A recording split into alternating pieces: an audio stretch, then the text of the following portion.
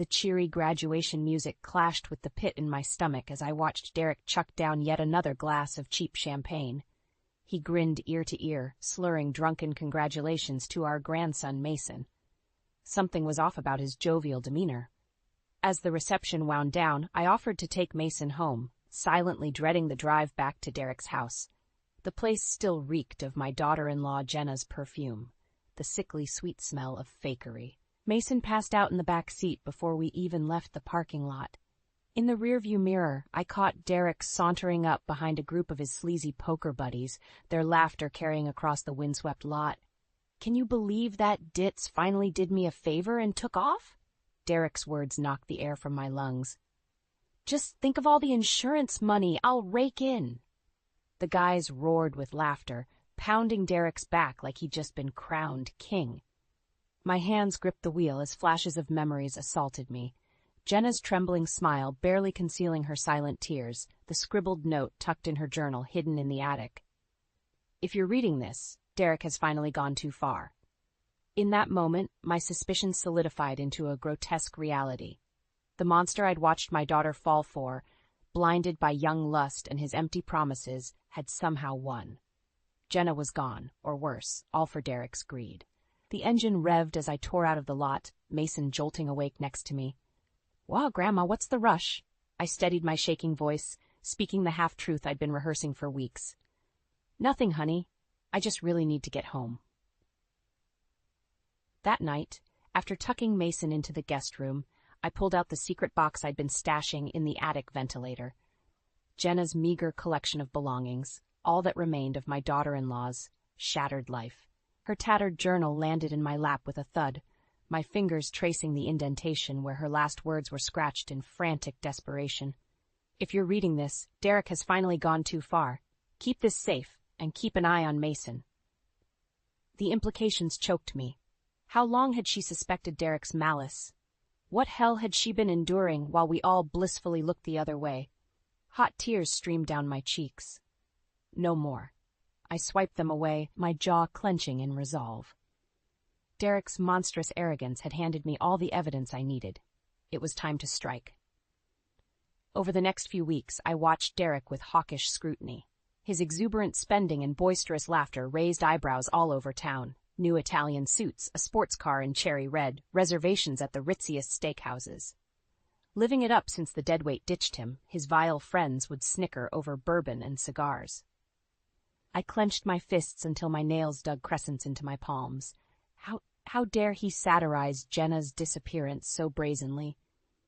My sweet, gentle daughter-in-law who showered loves on Mason and showered me with hugs even after Derek's affair. Her words from our last lunch echoed in my mind. "I think he's up to something, Mom. I've found things, but I'm afraid if I pry, he'll lash out." I shuddered, realizing her disappearance may have saved her life. But from what, exactly? I needed answers. My first stop was the bank, requesting statements for all of Derek's accounts, a ploy I spun as concerning for his sudden affluent spending.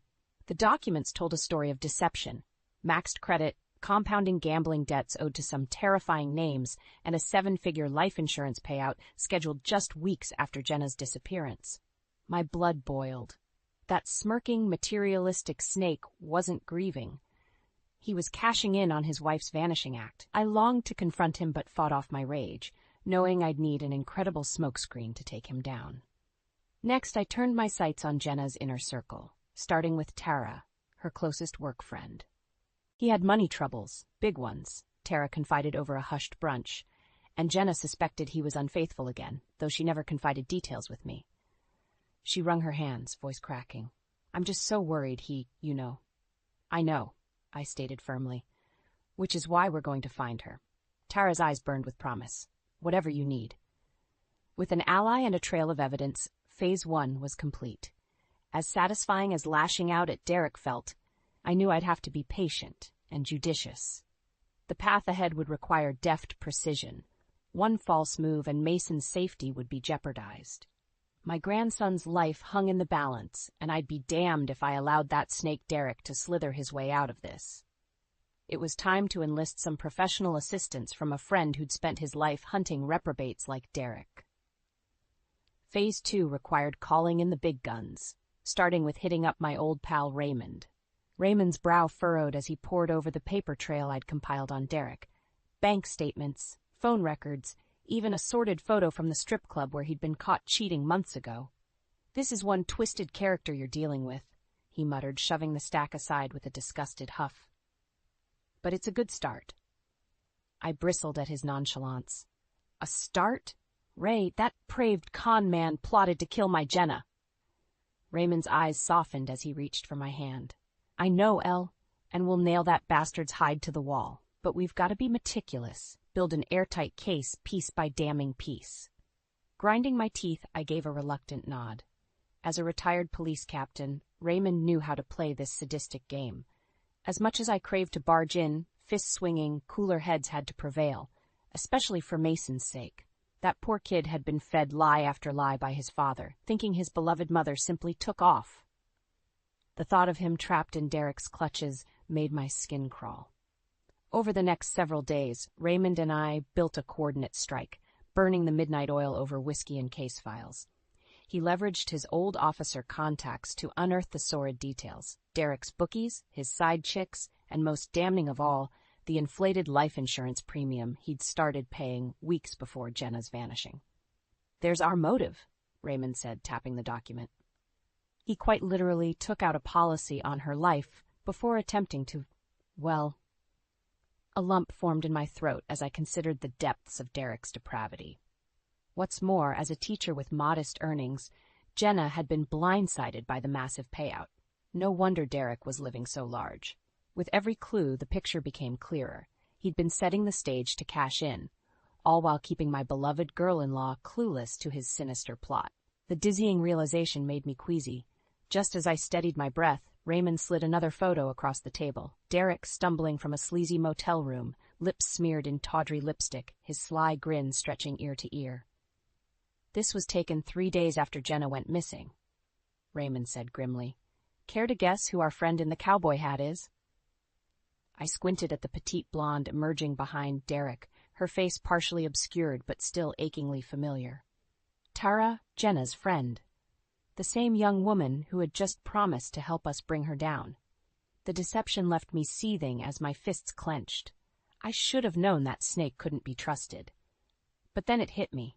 What if this was merely another strategic deception, one that could play perfectly into our trap? A slow smile spread across my lips. "Oh, she's going to help us all right," I purred, snatching up the incriminating photo. "More than she'll ever know." Raymond cocked an eyebrow but said nothing, wise enough to let me take the reins. He simply refilled his glass as I outlined my master plan, one that would leverage every last player on the chessboard to protect Mason and bury Derek once and for all. Revenge, like justice, would be best served piping hot. The family dinner was a dry run for my grand inquisition of Derek. Raymond and I had meticulously assembled every document, every photo, an overwhelming case to dismantle his lies once and for all. Yet a bigger challenge loomed: Mason. His allegiance was still divided between his beloved late mother and his manipulative, very much alive father. I had to tread carefully, protecting him from the full, sordid truth, until Derek's defenses were shattered. Mason eyed me cautiously from across the table as I laid out the bread and salad. Derek, ever the arrogant fool, filled his wineglass to the brim, oblivious to the reckoning on the horizon. "You've seemed awfully preoccupied lately, Elaine," he said with a smirk. "Everything okay over there in Vinegar Villa?" I bristled but maintained my poise. "Everything is fine, Derek. I've just been catching up on some reading." His brow arched in mock concern. "Oh, do tell. Maybe I can recommend a nice work of fiction to lift your spirits." The venom in his voice was palpable. This smug bastard had no shame, did he? No matter, I'd wipe that Cheshire grin off his face soon enough. Suppressing a twisted smile, I retrieved the thick manila folder tucked under my seat. "Actually, I've been studying up on much more riveting literature. The kind with pictures." With a flat thump, I slapped the folder on the table, its contents spilling free: crime scene photos, bank statements, inizined motel stills. Raymond remained stoic, but Derek's complexion drained of color. "The hell is this?" he sputtered. "The truth," I said evenly. I turned to Mason. "Something your father seems allergic to."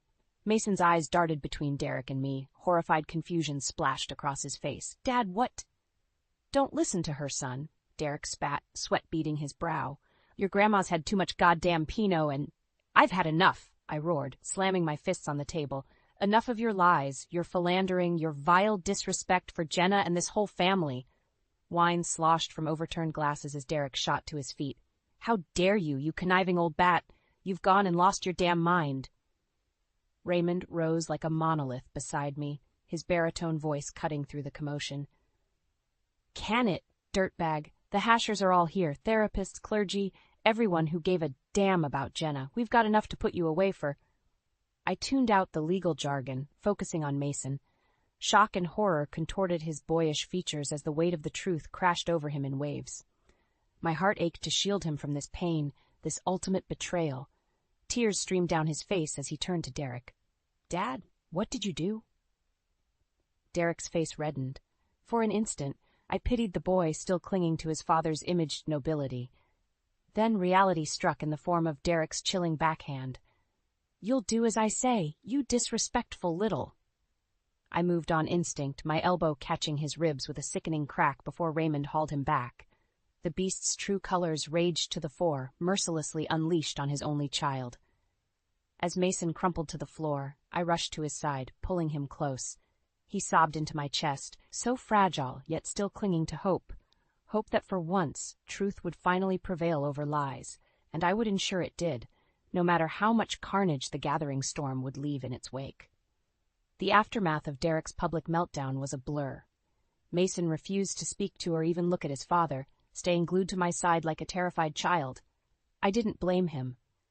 That ruthless slap had finally shattered the illusion of Derek's hollow paternal facade. As for Derek himself, he ricocheted between blustering threats and sniveling pleas as Raymond's cop buddies hauled him away on suspicion of domestic violence. Of course, it was merely the tip of the iceberg, but an important first step to strip away his freedom and his cockiness. "I want that smug prick to feel the walls closing in from every angle," Raymond assured me later that evening over straight whiskeys. We'd reassembled at his place to regroup, poring over the meticulously assembled case files and devising our multi-pronged attack strategy. With Derek safely tucked away, we could accelerate our efforts without him slithering free. "First order of business is protecting Mason," I said, jaw clenched. "He's not going anywhere near that snake again until the venom's been completely extracted." Raymond nodded grimly. "Agreed. We'll get emergency custody pushed through so he's fully in your care. Judges will side with us, especially after that sick display." "Good." I drained my glass, relishing the slow burn at the back of my throat. "Because the bastard crossed the final line when he struck that boy. Everything from here on out is scorched earth." For the next several hours, we assembled our chess pieces. Anonymous tips firing off to the police about Derek's illicit gambling, shady business dealings, and possible crimes against Jenna. A meticulous forensic audit to freeze every last penny of his assets, smokescreen transactions designed to panic him into revealing his hand. Finally, we formed the centerpiece, a meticulously planned sting operation to catch Derek red-handed in the midst of his next infidelity. This one to be captured on video and splashed across every social media feed in town. I grinned wolfishly as Raymond outlined the tech specs, special lenses and ultra-encrypted streaming links primed to broadcast Derek's lies and lechery to a hand-picked audience of influential friends, employers, anyone who could maximize his public flaming. He'll be so disgraced, so hamstrung by looming charges, that rolling over and confessing everything will be his only chance to try saving face. Raymond purred, clearly relishing the intricacies of our ornate takedown. I simply nodded, adrenaline thrumming through my veins as visions of Derek's unraveling danced before me. He deserved far worse than a fractured reputation or quelched finances. Budding Mason, my poor, innocent grandson, that unforgivable sin warranted the harshest karmic vengeance this life could serve, and I would be its sword of deliverance. Draining the last amber dregs from my glass, I turned to Raymond with a feral gleam. "Let's make that bastard bleed." The sting was going off without a hitch. Tara had lured Derek to the seedy downtown motel with practiced precision. her coquettish texts and promises of fun speaking directly to his baser impulses. From my discreet staging point down the hall, I could hear the telltale sounds of Derek's arrival, his arrogant bravado greeting Tara, that familiar slithery tone that made my skin crawl. "Well, hello there, gorgeous.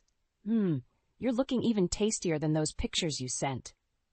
Tara's flirtatious girlish giggle was practically theatrical. "You always were the charmer, Mr. Sullivan. Now why don't you come on inside and let me take care of you?"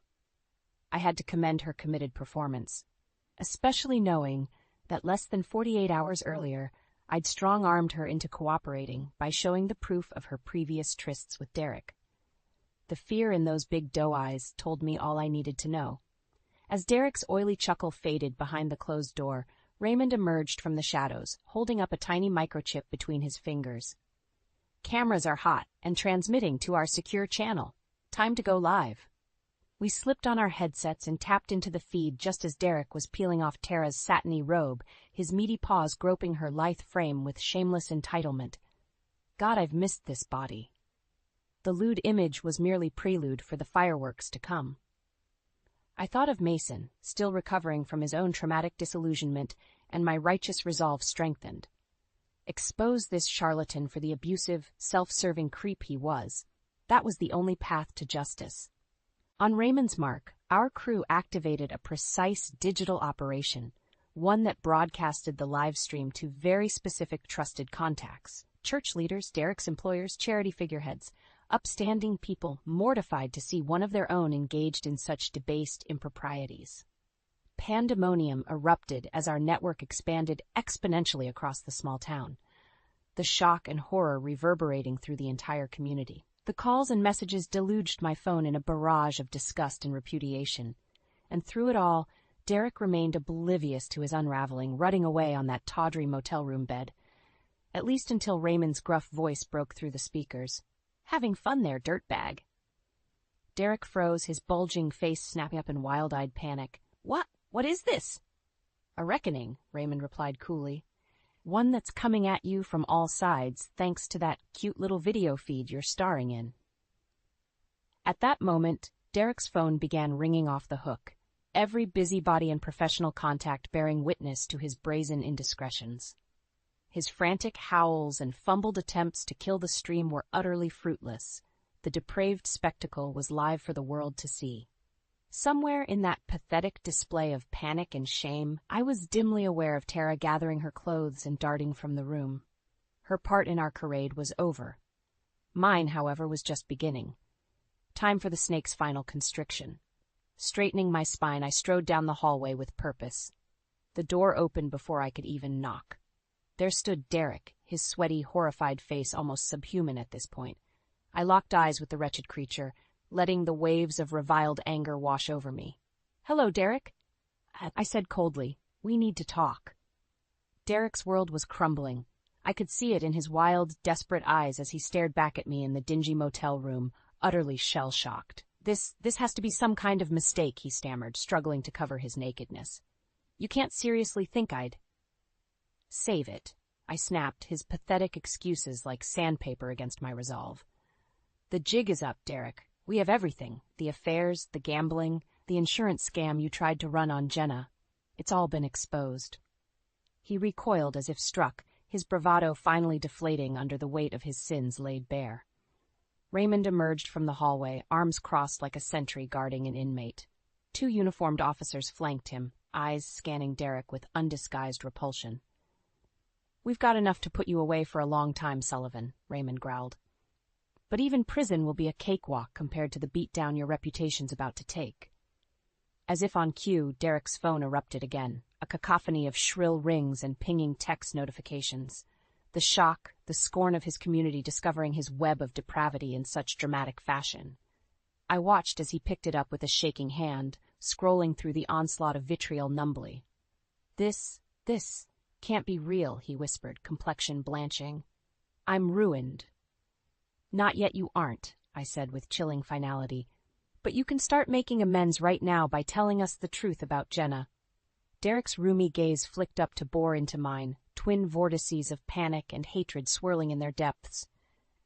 In that moment, I caught a glimpse of the darkness that must have consumed my sweet Jenna's final days, the insidious dread she felt around this man she'd once loved. My stomach turned, but I held my steely glare. "What did you do?" For a span of harrowing seconds, Derek was utterly mute, the whirlwind of his sins rendering him catatonic. Just when I began to lose hope, his thin lips parted once more. "I just wanted out," he croaked, voice barely audible. "The debts, the money problems. I thought if I could just make her disappear, that big insurance payout would solve it all." The words hung heavy in the fetid air, a damning admission of his greed and monstrosity.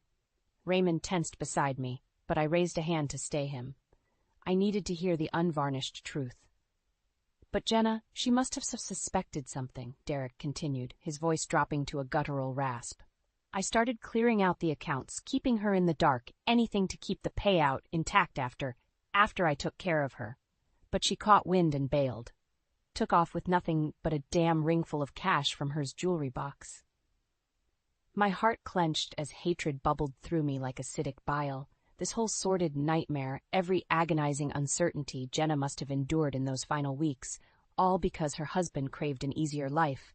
I wanted to unleash a scream, a torrent of sadistic punches, anything to absolve this rage. But I stayed my hand, letting the icy silence eviscerate Derek's soul. Because in this moment, I realized my revenge was complete. He was already in hell, forged of the very lies and betrayal he'd callously inflicted on everyone around him. The stain of his sins would never wash off. So as the police closed in, wrenching his arms behind his back, I simply watched in hollow triumph. No satisfaction, no feeling of release. The monster's secret was out, his freedom forfeit. But at what cost had this justice come? The question haunted me, as Derek was hauled away in disgrace. At last, the search for Jenna could begin in earnest. I only prayed that this nightmare's ending would allow for a shred of healing to take root. The call came just after midnight, Raymond's gruff voice crackling through the line with a mixture of elation and sheer disbelief. "We found her, Elaine. Jenna's alive." My legs buckled as the words washed over me, equal parts rapture and terror paralyzing my every nerve. After weeks of feverish searching, haunted by visions of her scared face from that hidden attic journal, she was out there somewhere, safe. Raymond relayed the details. An anonymous tip from a diner waitress in Santa Fe who recognized Jenna's photo from the news broadcasts. Apparently she'd been serving there under an assumed name, laying low as a refugee from her own life. Relief and rage churned through me in sickening waves. While Derek rotted in jail awaiting trial, my poor girl had spent months as a fractured ghost, severed from her loved ones by the man who vowed to honor and protect her. But she was safe. That mantra alone propelled my shaking feet into action, every maternal instinct roaring to reunite with my unsung warrior. The airport's fluorescent lights stung my weary eyes, but I blinked past their glare, scanning every haggard face passing through customs. At last a familiar figure emerged, chocolate ringlets framing her hollow cheeks, her slender frame seeming to hunch under an immense invisible weight. "Mom?" she whispered, tentative and childlike. That was all it took to release the torrent. With a strangled cry, I gathered Jenna into my arms, clinging to her fragile bird bones as the dam burst. We sank to our knees in a tangle of sobs, fear and regret, and blessed relief whirling around us in a maelstrom. "You're safe," I gasped between heaving breaths. "Oh God, you're safe." For long moments, we were lost in our raw reunion, willfully blind to the churning current of life swirling around us. When at last Jenna leaned back, her eyes were glassy yet shining with a rekindled spark. "How?" she stammered, the word more rugged gasp than true question. I stroked her matted curls, grimacing at how frail and hounded she looked. No mother should ever have to see their child in such pain. "It's over," I said firmly, steadying my voice. Derek confessed everything. With help from Raymond and some other supporters, he was exposed and arrested for what he did, all the debts, affairs, everything. "It's finished." A tremulous sigh escaped her, somewhere between anguish and blissful release. "So he'll never hurt me again?" "Never," I said, pulling her close, "and I'll make damn sure that snake never gets within a mile of my family ever again." Jenna stiffened at that, pulling back with a panicked look. "Oh God, Mason! Is he—" "Hey now, it's all right." I raised a soothing hand. unwinding the knot of fear in her gut. Mason's safe and sound, sweetie. He's with me for now, tucked away from all the ugliness. As soon as you're ready, we'll be a family again. Her hand trembled as it found mine, squeezing with the first embers of a familiar strength flickering back to life in those lost hazel eyes. I don't know how I'll ever thank you for not giving up on me. I gave her a reassuring look as my own tears flowed freely. Sometimes revenge is what gets you through the night, baby girl. But for a mother's love? I pressed my forehead to hers, savoring our reunion as a brilliant new dawn broke on the horizon. That burning light will always lead me home.